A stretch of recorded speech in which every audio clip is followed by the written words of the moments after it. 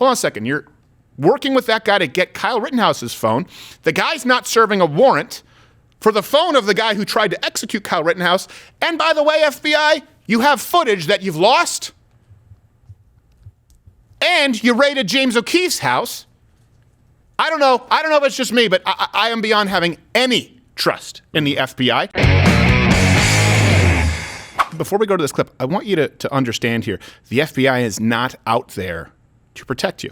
And it goes back to January 6th, too. Really quickly, before we go to that clip. Look, the FBI has not released this footage. They say they lost it.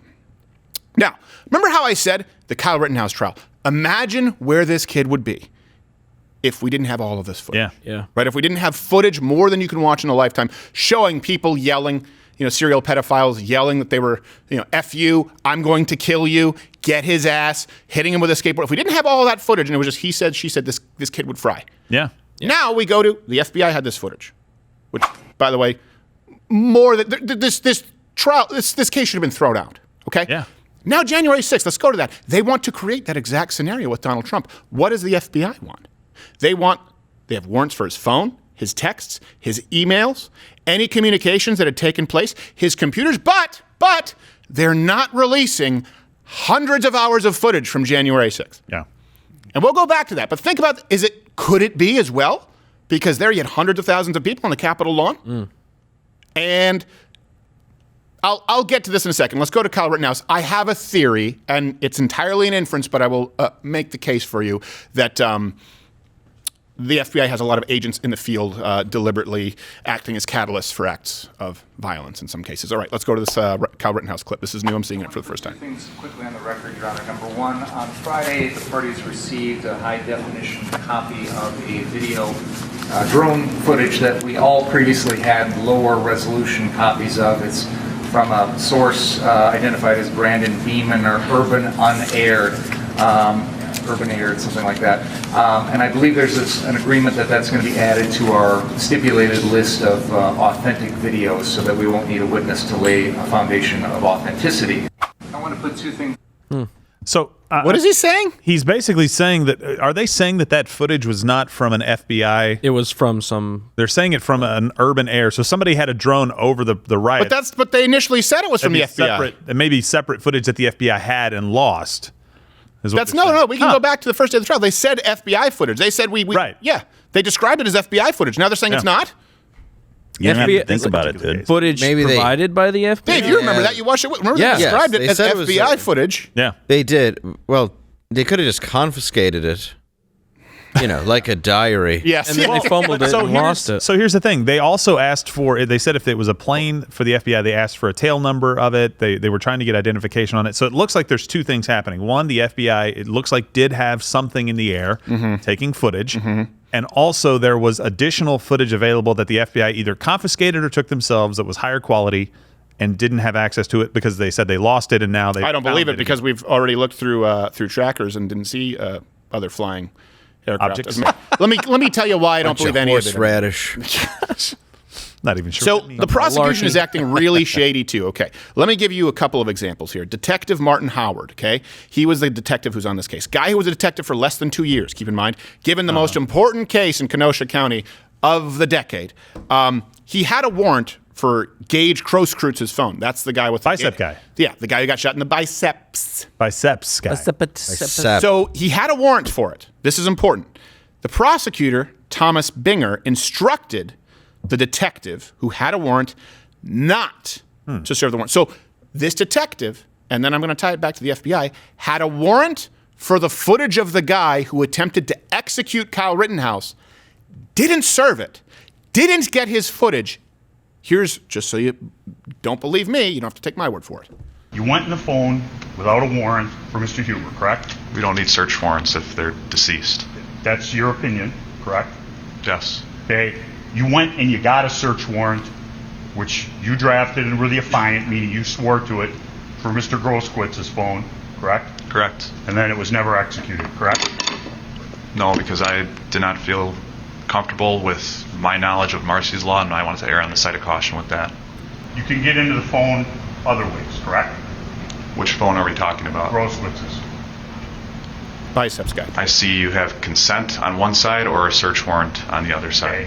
Okay. And consent was asked for, correct? Correct. Was turned down, correct? Correct. Nothing further. Now, to be clear, and this is we'll have a clip, or we should have a clip somewhere. We'll put up on the website. All references available at loudwithcrowder.com, just so you guys know. This detective had never not acted on a warrant based on Marcy's Law before or since then. This is the only time he's ever done it. Ever.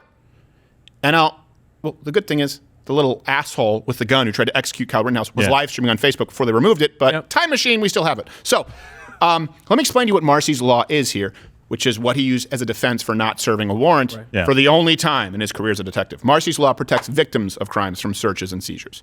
So in order to preserve and protect victims' rights to justice and due process throughout the criminal and juvenile justice process, victims shall be entitled to all the following rights which shall vest at the time of victimization. Privacy, to refuse an interview, deposition, or other discovery requests made by the accused or any person acting on behalf of the accused. Meaning if someone rapes you, right? If they rape you and there's evidence that they have raped you, they cannot demand access to all of your hard drives and phone because that's just another way where they can actually hurt the victim. The problem is, in this case, the guy had a handgun. Gage. We'll call him Gage because he has the gauges in his ears, which is like an asshole team jersey. Oh my gosh! But did you catch what he said prior to that? He went and got a warrant, which means he had to go to a judge, which means the judge had to review the details of the request and say, yes, you can go and get these. Wouldn't the judge have taken Marcy's Law or Marcy's Rule, whatever it's called, into account when issuing that warrant? Parade. Yeah.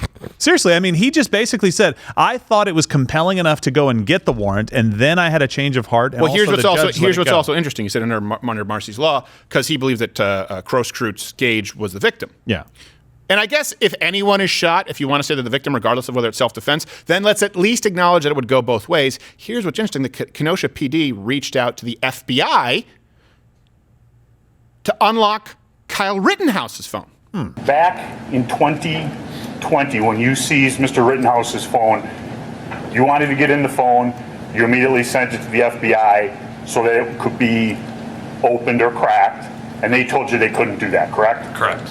And myself and Mr. Rittenhouse found out about that, correct? Correct. And we said, you want to get in his phone? We'll give you the code as long as we get a copy of whatever you take, correct? Correct. And those arrangements were made, and his phone was downloaded. Correct. So there's nothing hidden. Correct. Okay. Correct. Got the code for the phone. Yeah. Yeah. Correct. So the lead detective, this is some other evidence of corruption here. The lead detective on the case is Benjamin Ataramian? I don't know. I don't know, but I'm Antaramian. I'm sure that's right. Yeah. He's the nephew of the Kenosha mayor, John Ataramian. Wait a second. Now, the Kenosha city attorney, Ed Antaramian, I'm seeing it. is the mayor's cousin. Huh. So you've got relatives, the mayor, the lead detective, and the city attorney. Huh. Keep that. So there's a motive to convict Kyle and distract from the failures of the mayor who let the city burn. Keep that in mind for a second. That's weird. Three. Antaramians. And something other. Let it be known that Kenosha, Wisconsin doesn't let whites. If that tire lot fire spread, it would have been an Antaramian genocide. We got to keep us Antaramians together. And it would have been denied. And there's no room for us in Glendale. Yeah, just call me Ants. We're a bunch of ants. Get it? Because our name. Yeah. So you have these examples of the detective, right? We're talking about relatives, right? City attorney, the mayor, detective. They're related. Detective went to the FBI to get Kyle's phone, decided to not act on a warrant to get the phone of Gage, which we just showed you that footage, how that is kind of pertinent to the case. Yeah. This is a perfect example of systemic discrimination targeting of political dissidents. You just saw it with James O'Keefe. You saw it with the Russia collusion hoax. Now, this is something else that I was bringing up. There's the footage from the FBI. It disappeared in Kenosha. Is there footage from January 6th? They basically want access to every single thing Trump owns, but they are not releasing the footage from January 6th. Now, maybe that could be because it shows the police officers there as opposed to this idea of a planned insurrection.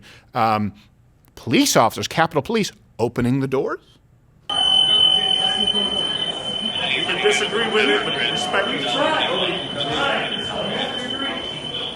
Come on.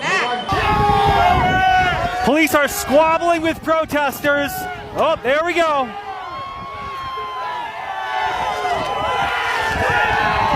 And they just breached the Capitol again. Now, I want to present to you a theory that I have as to why they lost the footage in Kenosha, as to why they won't release the footage at January 6th. Remember the Whitmer kidnapping plot? Yeah. By the way, at one point, I think it was the Lansing Journal tried to attach me to it because we demanded that everyone out there send out Freedom of Information requests to get the actual numbers of dead relatives in senior living homes. So they try to say, you're trying to kill the governor? No. Yes. A huge portion of those involved in the kidnapping plot were federal agents. They were glowworms who showed up. Keep in mind, Liberty City 7 hoax. What was that? It was the biggest Al-Qaeda, right? The bust ever. Yeah. Huge portion of them, federal agents. They were coercing some of this information. There was an FBI informant who was the roommate of 2 of the 9/11 hijackers, right? What? Beforehand. And I am not saying, of course, that this means George Bush was sitting behind Tower 7 with an Acme plunger. What I am saying is that the FBI has continually been involved. When you look at a lot of these plots, kidnapping, alleged terrorism, insurrections, maybe what's going on there in Kenosha, you see federal agents. So I would tell you this. This is also something that's a legal defense from the FBI. They've done this in the past where if footage is to be released to the public, but they say it can compromise the ability of agents in the field in an ongoing investigation, that they can refuse to release the footage. Meaning if they have someone undercover out there, for example, someone who, I don't know, makes up the plurality of kidnappers of Governor Whitmer, they say, well, hold on, if you have footage of that, you can't. Why? Well, because a good portion of those agents are ours. How many? All of them. I'm just... I mean, almost. Not split hairs. Hey, why is there no footage from January 6th? Hundreds of thousands of people? Only a couple hundred, by the way, who clearly had absolutely no plan going in. They were invited in and then got unruly. And I think those people are assholes. I want to punch them in the face myself if they start, taking down paintings from the wall and spray painting and QAnon shaman. Yeah. I don't think they should be locked away and denied their rights for trespassing. But it's very clear these people didn't have a plan for insurrection. They were just sitting like, let us in, let us. All right, but you behave. Oh, they're actually going to let us in. Okay. Well, we're not even sure who started that chant, though. No, Right. exactly. Well, We're and not even sure. But my point is, could it be? Could the reason be that they are not releasing January 6th footage be the same reason that the footage in Kenosha, Wisconsin disappeared somehow from the FBI in one of the biggest landmark cases in our country here right now, right? Basically, this may determine the right to self-defense. It may go up to the Supreme Court. Could it be that they happen to have instigators on the ground, that they happen to have agents there on the ground? They happen to have agents there in January 6th, just like they had agents there kidnapping in the plan to kidnap Governor Whitmer, just like they had agents there in the Liberty 7 hoax. My point is, could that be? Because that would be a legal defense to withhold footage. But it is very, very suspect when they are working with local detectives to say, hey, get Kyle's phone. Hold on a second. You're working with that guy to get Kyle Rittenhouse's phone. The guy's not serving a warrant for the phone of the guy who tried to execute Kyle Rittenhouse. And by the way, FBI, you have footage that you've lost. And you raided James O'Keefe's house. Nothing with Donald Trump's, with a sitting president's tax returns. I don't know if it's just me, but I am beyond having any trust in the FBI. And here's really what it comes down to. Maybe there are some good people at the FBI. However, you have no trust left with the American people, so you can't even function at serving your duties. It's time to disband the FBI and create something in its place. Something similar to term limits for agents. Watch Louder with Crowder live, Monday through Thursday, 10 a.m. Eastern.